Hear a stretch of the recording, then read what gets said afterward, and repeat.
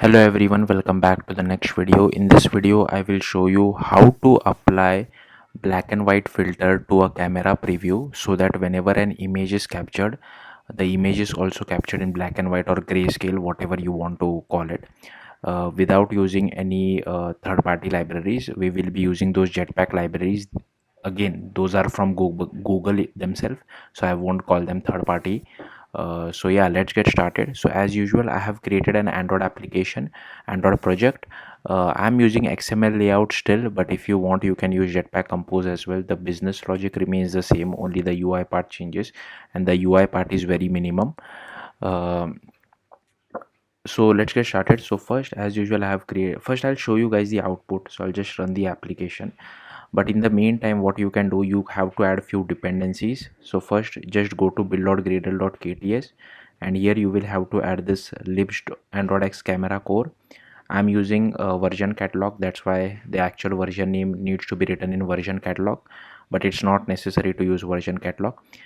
Then I have, so here you can see the app is running. So I'll first show you guys the output. So first it asks me for permission, so I'll just give it while using the app. And here you can see like I'm mirroring my device, so the output is a little laggy, just bear with me.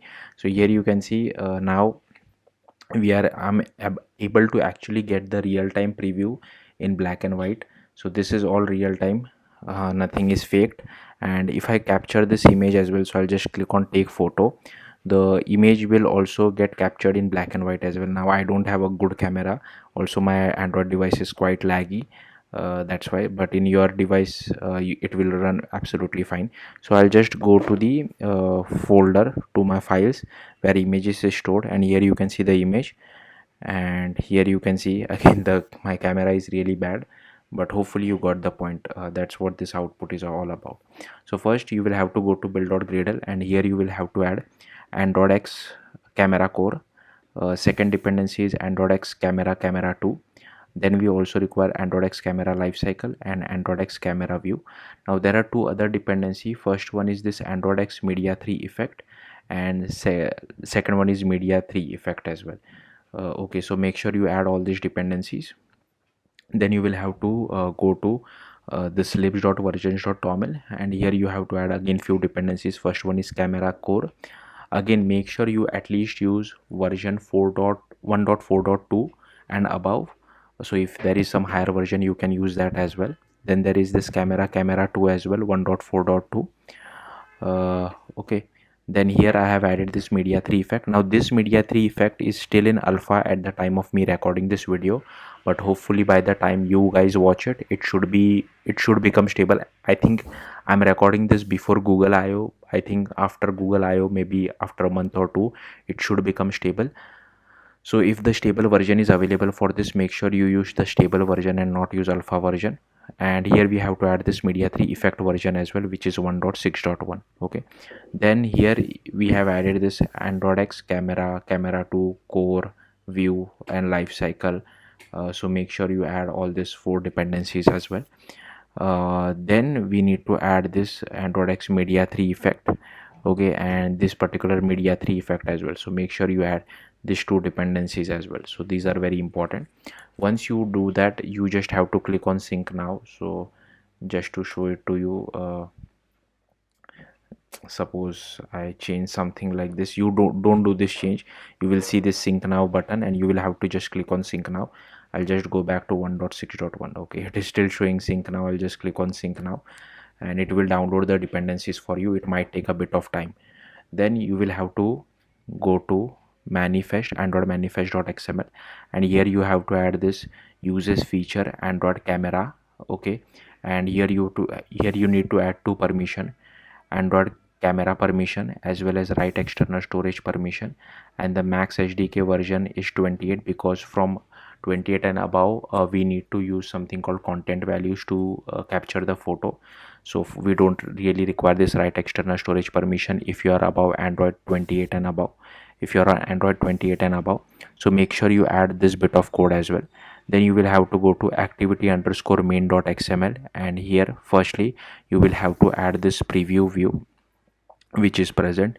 So this will actually render the camera preview view for us. So I have just given it an ID. The width and height is 0 by 0 so that it occupies the entire width and height, and I have constrained it to all the sides like the start and top and bottom.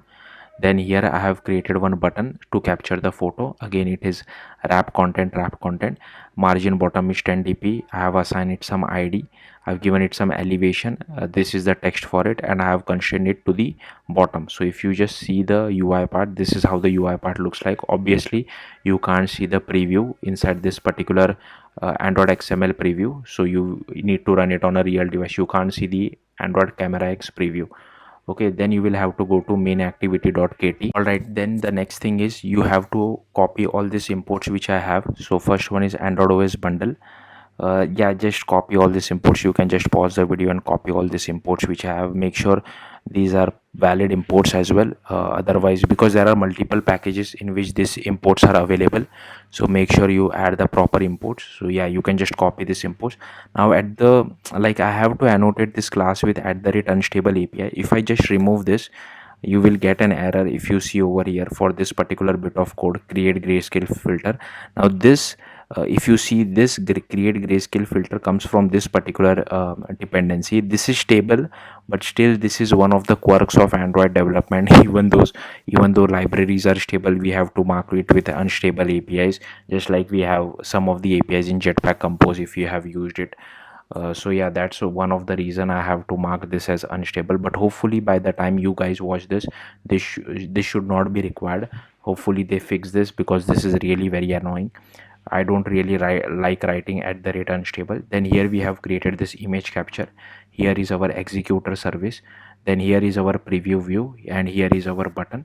Then as soon as our app launches, we just call this particular method just to get the permission. So here you can see if the permission is permission granted, I have kept it as true, and here I have just looping it over. If the permission is not granted, then we just display this particular toast message. If permission is granted, then we just start the camera. Okay, then here inside on create, we first initialize our viewfinder as well as our button, and on click of the button we just do take photo. If all permissions are granted, again this here we just do start camera, because permission is only asked when user launches the app for the very first time. If they have given the permission, if they relaunch the app, then automatically this particular thing will get called, right? But for the very first time, if permission is not granted, then this request permissions block gets called, and I'll just show you that as well. And here we just initialize our camera executor as well. This take photo is called once you click on the button. So here we first check whether we have proper image capture or not. If yes, then here I'm just giving some using simple date format to give the image some name. Okay, then here with the help of content values we are storing the image. So I'm just passing the display name mime type, and if it is above Android P, then we have to use this relative path. Okay, then here is our output options. So this is the external content URI which we get, and once we do image capture dot take capture, we have to override this particular callbacks. So in case of any error, we just log it to the console. But if the image is saved successfully, then we just do like get the image, and then we just shut down our executor. If you don't want to shut down the executor, if you want to keep on taking photos, you can comment this code out as well. And once the image has been captured, I just display it inside a toast message. So here is the start camera logic or code. So first we have to define an aspect ratio. Then we have to define a resolution sector as well. Then here we just do process camera provider dot get instance. Then we just, again this code has been copied from the documentation of CameraX. Then we just do camera provider future dot add listener. Here we get our camera provider. Then here we build our preview as well. Okay, then here we initialize our image capture. Then here I have set the camera default as default back camera. Then here we use this use group builder dot add use case. Here we pass our preview as well as our image capture. Then this is the important part. Here we create a media 3 effect. We pass our application context, and here we pass it for preview, video capture or image capture. And here we just do context compat dot get main executor, passing in the application. Then here we set the media 3 effect by passing RGB filter dot create grayscale filter. And here we do use case group builder dot add effect, pass our media 3 effect. Then inside try catch we unbind all, and here we just bind to lifecycle, pass our lifecycle owner, camera selector, and use group builder dot build method. Okay, and here we just do context compat dot get main executor, passing this, and here is the request permission method. So if you see on just we just launched that activity result launcher which we have defined at the top. Here is another helper method called all permissions granted, just to check whether the permission was granted or not.